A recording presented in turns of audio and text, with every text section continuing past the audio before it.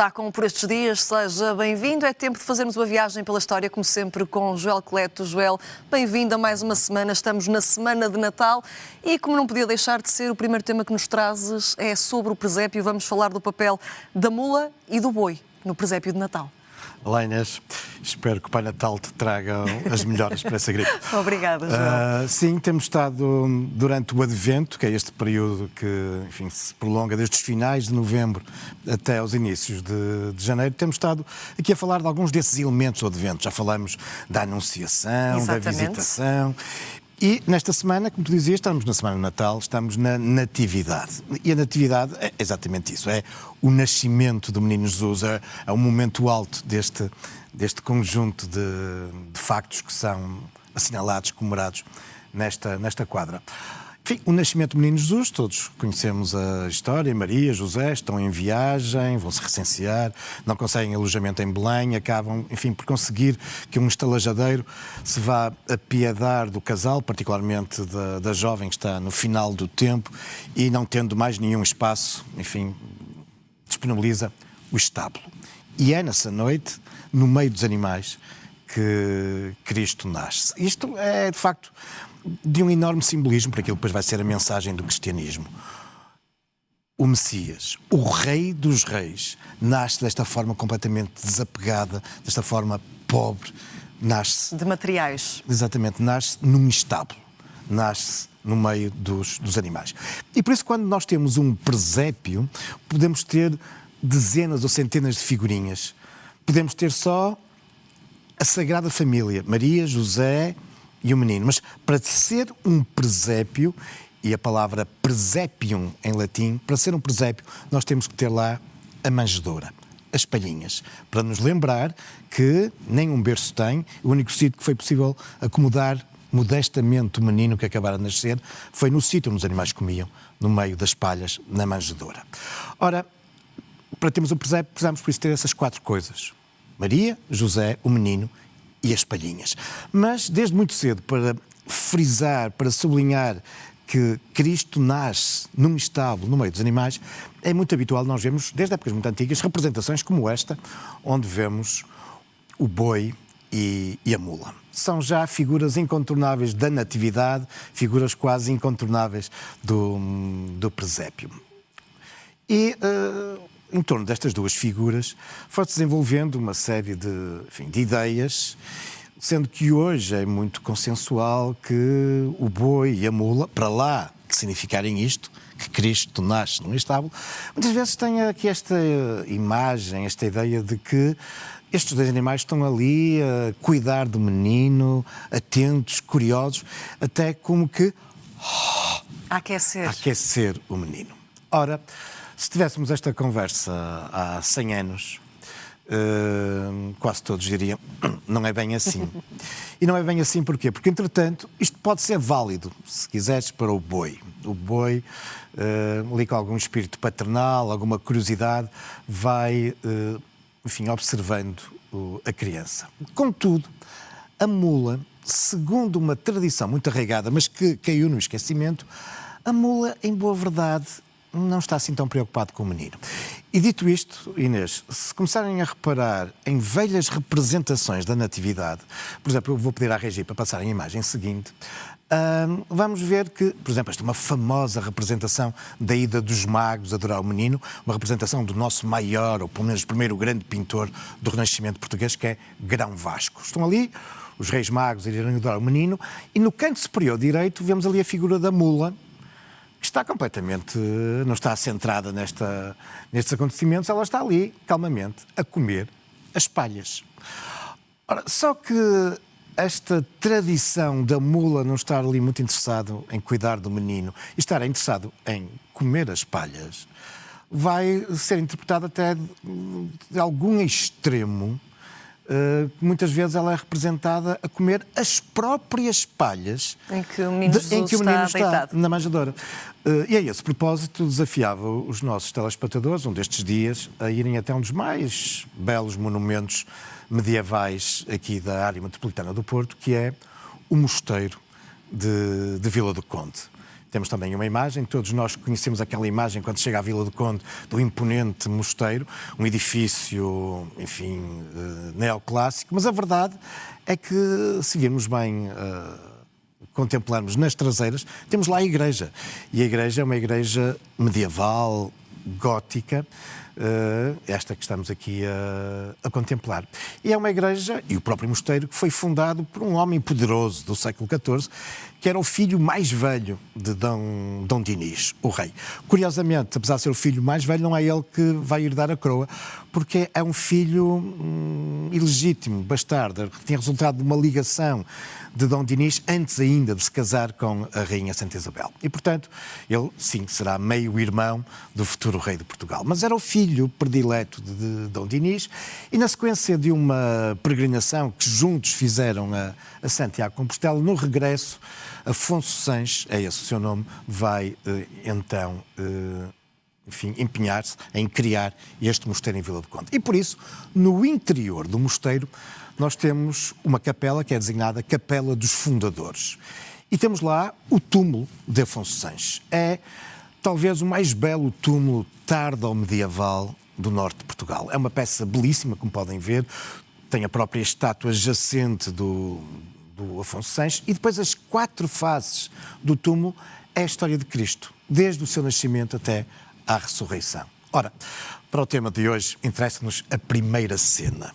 E vamos ver em pormenor, então, a primeira cena e que, olhando para ela, apercebemos que é quase um presépio. É, de facto, a natividade. Exatamente. Lá está Maria, José, os anjos, os pastores que vêm adorar o menino e, na base, estão as palhinhas com o menino Jesus lá deitado. E lá podemos observar o boi, olhando a criança, mas, como podem ver, a mula, essa, não está particularmente preocupado com a criança e está a comer as palhinhas do menino Jesus. E, portanto, estamos aqui perante uma representação tardo-medieval. Tínhamos visto aquela pintura do Grão Vasco, do Renascimento. E esta é uma ideia que estava muito apegada ainda nos inícios do século XX. É que a mula está a comer as palhinhas do menino Jesus. Sejamos objetivos. O menino foi colocado na manjedoura. Manjar, manger, comer. Ou seja, literalmente o menino Jesus caiu-lhes na sopa aos animais. Era o sítio onde eles comiam. E por isso a mula, sempre que pode, está ali a comer as palhinhas. Maria afasta a mula. Mas sempre que apanha Maria distraída, a mula lá vai comer as palhinhas. Maria afasta a mula e volta a colocar mais palhas na manjedoura. Mas assim que apanha a Virgem distraída, a mula lá está a comer as palhinhas. Ora, apesar de ser Maria, a Virgem, a Santa, há paciência para tudo, não é? E por isso, a determinada altura, Maria está já possessa, afasta uma vez mais a mula e lança-lhe uma maldição. Que é, se tu não sabes cuidar de uma criança, nunca serás mãe. E esta é a explicação popular, há muito arraigada, porque é que as mulas não procriam. Claro que nós sabemos, do ponto de vista científico, que a mula é um híbrido, resulta do cruzamento de duas espécies, de um cavalo com uma jumenta, de uma égua com um burro, e por isso, enfim, os híbridos não procriam. É essa a explicação científica, a explicação científica, mas a explicação popular, obviamente, não. A mula não tem crias, não tem filhos, porque Nossa Senhora lhe lançou uma maldição, porque ela estava sempre a comer as palhinhas da manjedoura do menino Jesus. Muito bem, ficamos aqui com uma história muito curiosa do presépio de Natal. Joel, vamos seguir, vamos continuar a falar de Natal, até porque tens aqui uma programação com sugestões dos clérigos para estes dias. Sim. A Irmandade dos Clérigos, a Torre dos Clérigos, tem sempre uma programação especial durante o mês de dezembro e tem tido concertos, conferências, lançamentos de livros. Eu trago aqui 2 sugestões de 2 iniciativas que estão a decorrer diariamente. Até ao fim do mês é possível visitar à noite a Torre dos Clérigos. E, portanto, é uma subida diferente e é uma perspectiva muito diferente e mágica neste período mágico da cidade, que é subir à Torre dos Clérigos durante a noite. Quem não tiver disponibilidade à noite, quem não quiser, enfim, fazer a longa subida dos degraus da Torre dos Clérigos, pode beneficiar, nesta época natalícia, da Torre dos Clérigos de outra forma. Como todos os dias, às 4 da tarde, o carrilhão da Torre dos Clérigos, são 49 sinos, todos os dias, agora durante a época natalícia, durante o mês de dezembro, todos os dias às 4, e portanto basta as pessoas estarem do lado de fora, junto à torre, são tocadas músicas de Natal durante 5 minutos. Portanto, todos os dias são músicas diferentes, as grandes músicas de Natal tocadas no carrilhão da Torre dos Clérigos. Portanto, é uma outra forma de vivenciarmos o património, associando o mais famoso ícone da cidade, uma torre do século XVIII, da autoria de Nazón, esse arquiteto que chegou ao Porto há 300 anos, associando isto ao seu carrilhão e às músicas de Natal. Fica aqui também uma sugestão diferente para esta semana de Natal, Joel. Vamos seguir até porque por estes dias recomendas também uma visita ao Presépio das Taipas. Que é logo mesmo ali ao lado. Quando falamos das Taipas, estou a falar da igreja de São José das Taipas, que fica a pé, 2, 3 minutos dos Clérigos e, portanto... Dá para fazer as duas coisas no mesmo dia. Antes ou depois do concerto no Carrilhão, dar um salto a São José das Taipas. Estamos a ver a igreja, uma igreja notável, começa a ser construída nos finais do século XVIII, mas a obra vai se prolongar várias décadas já do século XIX. E é uma igreja curiosa até pela sua evocação. São José das Taipas. Não é muito habitual igrejas dedicadas a São José. Por exemplo, na Diocese do Porto, são largas dezenas de igrejas, para já não falar nas centenas de capelas, esta é a única que é dedicada a São José. E por isso também não é por acaso que há já muito tempo, já no século XVIII, nos finais do século XVIII, a Irmandade de São José das Taipas encomendou um presépio, um belíssimo presépio, que é, enfim, na minha opinião, e de muita outra boa gente, o mais belo presépio da cidade do Porto. Um presépio da Escola Machado de Castro, e já lá vamos. É de facto um presépio belíssimo, mas deixa-me frisar-te isto, Inês. Não é por acaso, estamos numa igreja dedicada a São José, e esta figura, embora, enfim, embora importante para o cristianismo, que, enfim, é o pai adotivo de Cristo, mas não deixa de ser uma figura relativamente apagada. E o seu grande protagonismo é exatamente neste período, é exatamente na Natividade, é a presença de José auxiliando Maria e no nascimento do menino Jesus. E, portanto, sim, a Irmandade de São José das Taipas, no século XVIII, entendeu que, também por isso, deveria ter um belíssimo presépio. E é um presépio, estamos a ver uma imagem dele, é um presépio barroco, de Machado de Castro. Machado de Castro é um notabilíssimo escultor barroco. E Inês, eu poderia ter dito, era um notável escultor barroco português, mas não foi isso que eu disse. Eu disse notável escultor barroco. Foi, de facto, enfim, à escala mundial, se quiser. Não só dentro de Não só dentro de porta, exatamente. Aliás, já falámos sobre isso aqui. E ele concebeu grandes estátuas, era de facto o que ele gostava de fazer, grandes esculturas, como o rei Dom José, no Terreiro do Paço, e se calhar o Machado de Castro não ia ficar muito contente se soubesse que, enfim, quase 300 ou 200 e muitos anos depois, ele ficaria mais conhecido pelas pequenas esculturazinhas que fez dos presépios. Mas sim, ele foi também um notável criador de presépios, o mais famoso de todos é o da Estrela, em Belém, em Lisboa, e... Só que temos um problema, é que hoje em dia, quando vemos um presépio barroco de grande qualidade, as pessoas todas dizem, é um presépio de Machado de Castro. Enfim, se ele tivesse feito todos os presépios que lhe são atribuídos, provavelmente ele ainda andaria aí a fazer presépios. Portanto, hoje os historiadores, os investigadores têm algum cuidado e, a não ser que tenhamos documentos que provam que aquele presépio foi feito por Machado de Castro, o mais seguro é dizer que foi feito pela escola de Machado de Castro, pelos seus seguidores, ou por aqueles que trabalharam com ele na oficina Machado de Castro. Continuaram o legado, podemos assim Exatamente. dizer. Ora, aqui em São José das Taipas podemos, com toda a propriedade, falar num presépio de Machado de Castro. Existe documentação que prova que o presépio foi encomendado às oficinas Machado de Castro e alguns investigadores que têm indicado e conhecem bem a obra Machado de Castro dizem que não são todas as peças de Machado de Castro, são todas feitas pela sua oficina, mas que as mais importantes terão sido mesmo esculpidas por Machado de Castro. Ora, este presépio é belíssimo, muito bonito, foi restaurado muito recentemente e tem aqui esta particularidade, estamos a ver nesta imagem, mas que, Inês, só falaria dela com mais propriedade na próxima semana. E porquê? É porque tem a ver com os reis e é porque este presépio tem essa especificidade muito curiosa, mas explicaremos isso na próxima semana. Fica para a próxima semana. Não 3, mas 4 Reis Magos. Muito bem. E porquê 4 Reis Magos? Falámos disso para a semana.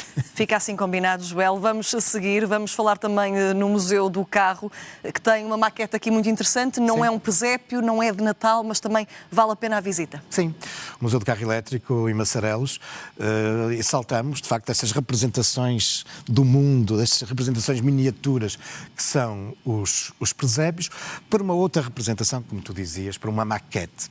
O Museu do Carro Elétrico está instalado neste belíssimo edifício ali em Massarelos, que funcionou durante décadas como central termoelétrica, ou seja, ali em frente, nos cais de Massarelos, era descarregado o carvão, que depois só tinha que cruzar a rua e entrava nesta unidade industrial, e esse carvão era transformado em energia. Na energia que depois passava pelos cabos que fazia acionar os carros elétricos. Exatamente. E por isso foi uma peça, um edifício, enfim, incontornável na história dos carros elétricos no Porto, e foi este o lugar, e bem, escolhido pela STCP há já muitos anos, para instalar o Museu do Carro Elétrico. Ora, lá no museu, na antiga central termoelétrica, temos isto que estamos a ver na imagem, que pode nos parecer uma outra fotografia do edifício, mas não é. É a tal maquete que tu referias. Não é um presépio, mas é uma maquete muito realista. Muito realista. Ela está permanentemente exposta e, portanto, se a trouxemos hoje aqui ou por estes dias, é para lembrar que ela está sempre exposta, mas aproveitando, enfim, este jogo dos Também presépios. as férias natalícias E também as férias para uma natalícias. visita. Ela foi concebida por Joaquim Liorne, é um homem que, enfim, fez muitas maquetes, mas esta é a sua maquete mais conhecida, mais bem conseguida, porque não é só uma miniatura do edifício, não. Nós depois podemos observar no interior do edifício, a maquete tem todos os mecanismos que funcionam e que, de uma forma muito pedagógica, explicam exatamente como é que entrava o carvão, como é que o carvão ia para as caldeiras e, enfim, o carvão se transformava na energia elétrica que fazia mover. Acaba por ser aqui também um instrumento de ensino sim, para sim, quem é visitar extremamente a central. pedagógica esta maquete. Vou brincar, este presépio industrial. Joel, vamos agora falar de uma exposição de José Leite de Vasconcelos, que está patente na Universidade do Porto, entre os dias 16 de dezembro e 10 de janeiro. Sim. O José Leite de Vasconcelos, enfim, obviamente aqui uma declaração de interesse, eu sou arqueólogo, e o José Leite de Vasconcelos é considerado um dos pais da arqueologia portuguesa. Foi um homem notável do século XIX, pioneiro, enfim, em muitas investigações no nosso país. E daí precisamente o nome desta exposição, Pai. Pai, exatamente, o pai da arqueologia portuguesa. E pai, tem ligações à Universidade do Porto, e a Universidade do Porto há já algum tempo esta parte que vem homenageando uma série de figuras eminentes, o ciclo chama-se mesmo assim, Figuras Eminentes da Universidade do Porto. E, portanto, ao longo do ano vamos passando ali na Praça dos Leões, a designação popular para a praça onde está o edifício da Reitoria, e vemos sempre na fachada, enfim, grandes panos que vão mudando com essas figuras eminentes. E por estes dias, de facto, como tu dizias, até o início de janeiro, temos então esta evocação de José Leite de Vasconcelos, notável investigador, enfim, com quem tanto aprendemos e, acima de tudo, que lançou as bases para o desenvolvimento da arqueologia científica no nosso país. A evocação é feita de uma forma singela, mas significativa, no hall de entrada da reitoria, com esta exposição, onde podemos ver 3 objetos relacionados com Leite de Vasconcelos, e, portanto, é uma homenagem simbólica, mas que se impunha a um dos grandes vultos para o nosso conhecimento dos períodos mais recuados da história de Portugal, antes ainda de Portugal ser Portugal. Neste programa do Por Estes Dias, nesta semana de Natal, ficamos aqui também já com várias sugestões para quem está de férias e aproveitar. Para terminar, Joel, como sempre, o que é que nos trazes no Caminhos da História desta semana? O Caminho da História desta semana, em boa verdade, vai dar lugar ao Conversas com História, porque temos conversas. Eu estarei a conversar com alguns convidados em Vila Pouca da Guiar. Estarei com uma arqueóloga, uma das responsáveis pelo Centro Interpretativo das Minas Romanas, Estarei com um antigo mineiro de Jales, exploração do século XX, foi a última grande mina de ouro em Portugal. Estarei também à conversa com a presidente da autarquia. E já percebeste, o tema destas conversas com histórias tem a ver exatamente com esta longa tradição mineira em torno do ouro de Vila Pouca de Aguiar. Começa, mesmo nos finais do século I a.C., com uma intensa exploração que dura mais de 2 séculos, quase 3, por parte dos romanos, que daqui retiraram muito ouro, que era usado praticamente em exclusivo para a cunhagem de moedas para o Império Romano. 3 minas têm a particularidade de nos apresentar diferentes técnicas mineiras, não só através das habituais galerias subterrâneas, mas também de obras imensas a céu aberto, enormes crateras, de tal forma que, olha, José Leite Vasconcelos e muitos outros arqueólogos no final do século XIX nem sequer se aperceberam, aquelas cavidades eram tão grandes, estavam cheias de água, que se achavam que eram lagos naturais. E afinal não, eram buracos artificiais abertos há 2000 anos pelos romanos para explorar o ouro. E esta tradição da exploração do ouro vai depois também, no século XX, dar origem a essa intensa exploração mineira industrial das minas de Jales. E fomos lá também, andamos numa antiga galeria e no centro interpretativo também das minas de Jales. Enfim, numa época natalícia, numa época de ouro, nada como, enfim, evocarmos também a mineração aurífera. E fica aqui também já a sugestão para os telespectadores para verem o programa do Caminhos da História desta semana. Joel, está tudo dito por estes dias desta semana. Aproveito desde já para te desejar um Feliz Natal. Também para ti e para todos os telespectadores. Exatamente. E estás de regresso na próxima semana, ainda antes do final do ano. Até lá. Obrigada.